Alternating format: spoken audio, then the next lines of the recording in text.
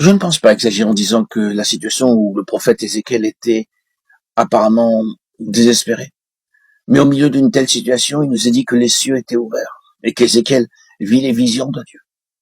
Cela nous montre bien qu'il n'y a aucune situation, aussi désespérée puisse-t-elle paraître, qui rende impossible la manifestation de la gloire de Dieu. Aucune situation ne peut interdire à Dieu d'avoir accès et rendre impossible une fraîche manifestation de sa gloire.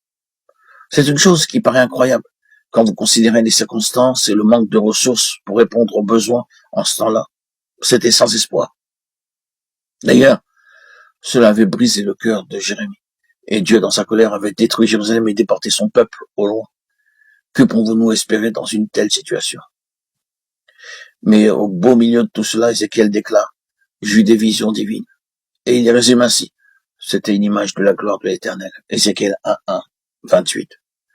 Maintenant, aussi difficile que cela puisse être pour nous de nous approprier tout cela et de réellement y croire, il y a un enseignement pour nous. Nous sommes parfois bien près de désespérer de la situation. Permettons donc que ce soit pour nous comme un message du Seigneur.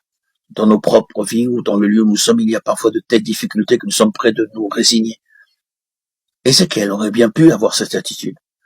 Il avait certainement beaucoup plus de raisons de le faire que nous n'avons, mais au cœur de tout cela, c'était une image de la gloire de l'Éternel et les cieux étaient ouverts. Nous avons déjà beaucoup parlé des cieux ouverts. Tout ce que nous dirons pour le moment, c'est que quand les cieux sont ouverts, c'est une chose très encourageante. Et cela, malgré les situations. Vous pouvez avoir des temps difficiles dans votre lieu avec le peuple du Seigneur. Peut-être que vous avez des personnes difficiles.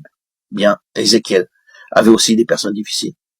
Vous pouvez avoir beaucoup de sujets de découragement. Il peut même y avoir des choses que vous ressentez comme étant mal faites et ainsi de suite. Et cependant, quand vous vous retrouvez pour l'adoration du Seigneur, il y a un sens merveilleux de l'onction. Car alors, vous vous préoccupez seulement du Seigneur. Pendant ce temps-là, en tout cas, vous permettez que le reste soit mis de côté et que le Seigneur devienne votre centre. Les cieux sont ouverts. Tant que cela se manifeste, il y a de l'espoir pour votre assemblée. Il y a de l'espoir et de l'avenir. Car il n'y a rien de plus désespérant qu'un ciel fermé. Regardons le calvaire. Il y eut des ténèbres sur toute la terre.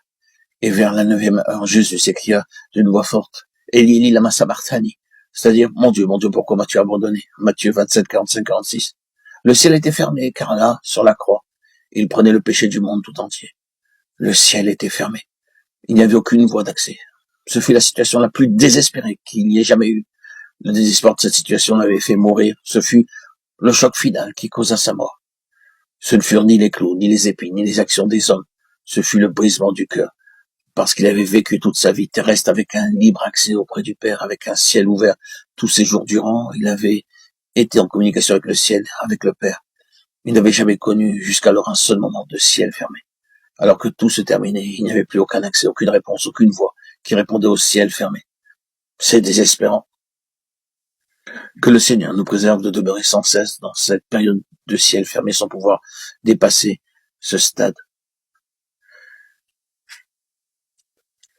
Prions pour que les cieux restent encore ouverts, car tout peut être gouverné par l'espérance de la gloire, car c'est une espérance glorieuse.